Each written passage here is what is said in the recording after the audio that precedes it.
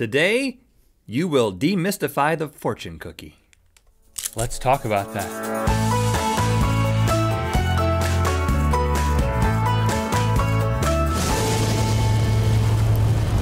Good mythical morning! No Chinese takeout meal is complete without what? Egg roll. No. Wontons. No. Dumplings. No. Oh, right, fortune MSG. cookies! Fortune cookies. Now, Smell the plastic. with the amount of fortune cookies, and these actually say fortune cookies on them, but there's only one in it. Huh. Well, because, Advertising. With the amount of these that have crossed my lips and gone into my digestive tract, and where they go I'm after amazed to know that I don't know that much about the fortune cookie. Right. I feel like more people have eaten fortune cookies than have learned about fortune cookies, and we're about to change that today. Link. We wish we could feed you. We wish we could feed you, but it's 2014. It's not 2044 when we will be able to feed you right through the camera. We've got some mesmerizing, demystifying, staggering factoids about fortune cookies that are gonna school you, and then we've got a fun little treat at the end of ways that we're gonna get down and dirty with the fortune cookie. A little cookie at the end. I don't know exactly what I meant by that.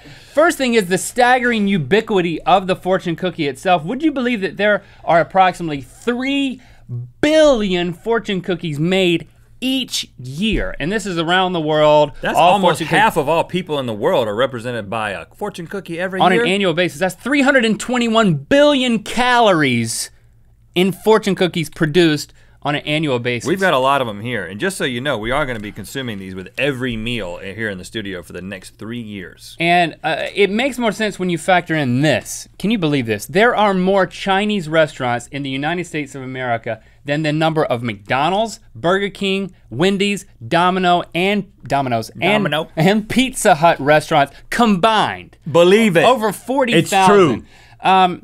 Here's another factoid, and then we're gonna go back and forth because you got some too, right? I got some stuff. First off, fortune cookies are not Chinese at all. They are Japanese. What are you saying? Mind blown, right? As early as the 1800s, back Sounded like Miranda when I said that. What are you saying? Traditional Japanese rice cracker had been made. I mean, look at this rice cracker. Look at this illustration from 1878. You can see on the grill that there's some fortune cookies there. Oh. Now these are not sweet like the American version that we know. They contain sesame and miso. And the fortunes inside originated from mikuji, whatever. A little paper fortune that you get for a small fee at shrines and temples around Japan. So the two things came together in the 1800s in Japan. Right, so it started in Japan, but then who is responsible for bringing it to America? Because it's a big deal in America. Well, it is disputed. There are 3 different guys who say that they are the ones who brought it. Back in 1903, Shichikito of the Fugetsu-do shop in LA said that he was responsible for them. And then in 1914, Makoto Hagawara of Golden Gate Park's Japanese Tea Garden in San Francisco said he was responsible for it. And then later, another guy, David Young, the founder of Hong Kong Noodle Company in Los Angeles, said that he was responsible. There's so much controversy around this that San Francisco's Mock Court of Historical Review attempted to settle Mock Court? Mock Court. They attempted to settle the dispute in 1983, and a piece of evidence was presented in the form of a fortune cookie, and the fortune said, "Judge who rules for LA, not San Francisco judge who rules for LA, not very smart cookie." So that's kind of that was a little bit of a pun, but long story short, we don't know where it came from. It's an LA San Fran battle. Well, here's another factoid. Fortune cookies are not in China even now. There's this great TED Talk, you can find it online, link in the description. Jennifer Lee took a bag of fortune cookies to China and got hilarious responses, just candid responses from Chinese people who had no clue what these things were.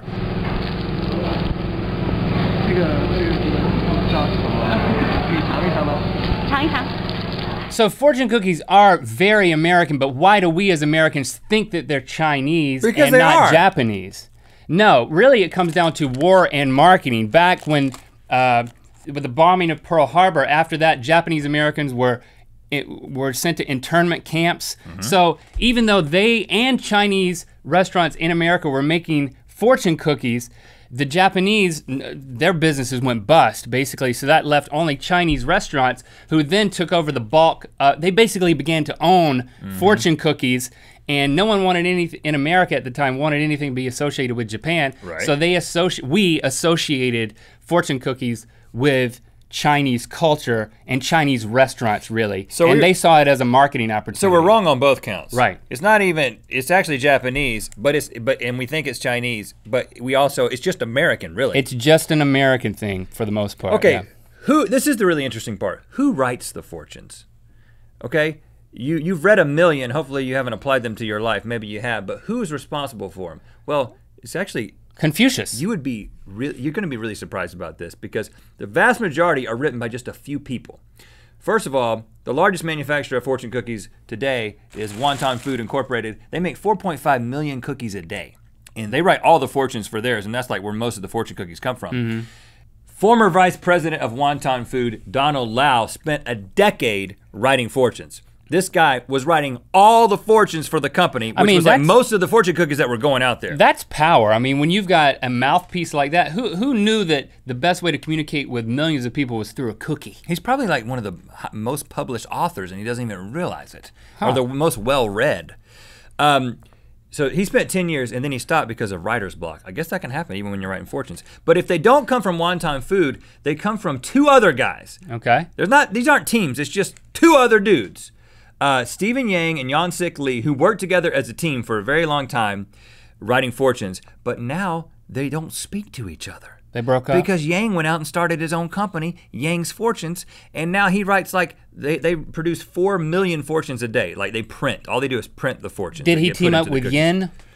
No, but that would have been awesome. But it didn't. The team no longer speaks, and so there's an opening. There's an opening for a new fortune cookie writing team, Link, for two guys. That brings me to what we've got worked up, which I think there's a problem with fortune cookies. Yeah. I mean, it's so fun to get that fortune at the end, and then you open the thing up and you want to relate it to your life, and it's really vague. The intention is not to see through people, but rather to see people through. Well, that's a nice, wise saying. Yeah.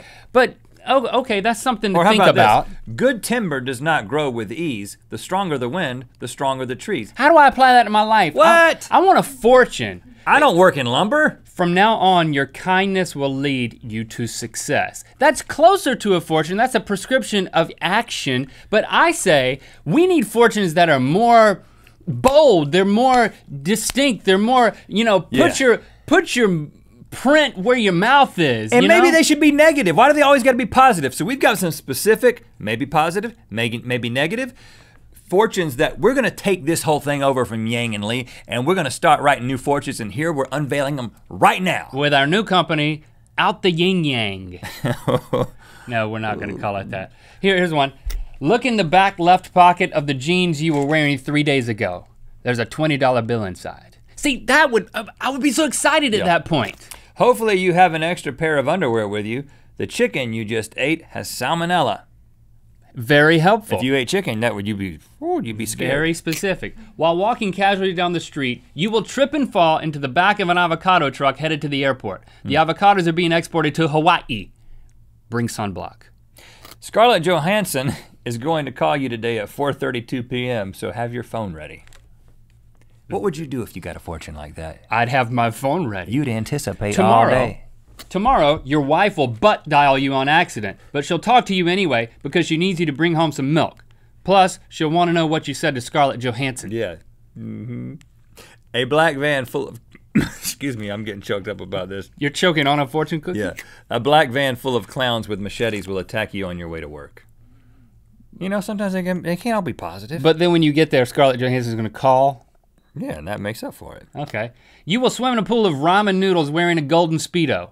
Don't ask me why. There is a donkey in your immediate future.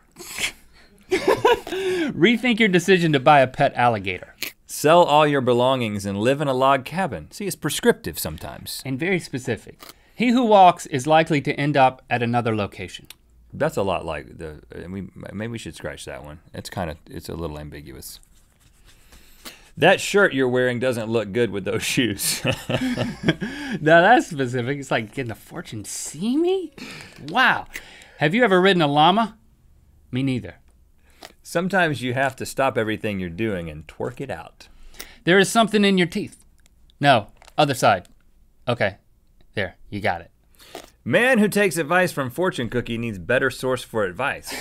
True. Too much sun will make your face look like an old leather wallet. Yeah, that's definitely true. This fortune cookie will self-destruct in 3, 2, 1. Just kidding.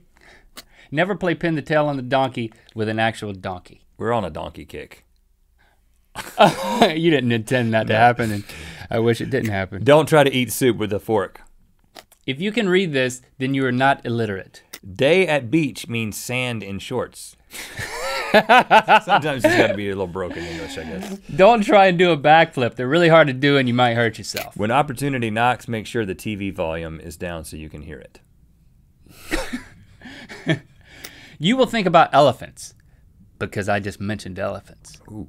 And later today, you will sneeze and fart at the exact same time. This is cause for celebration. It is cause for celebration.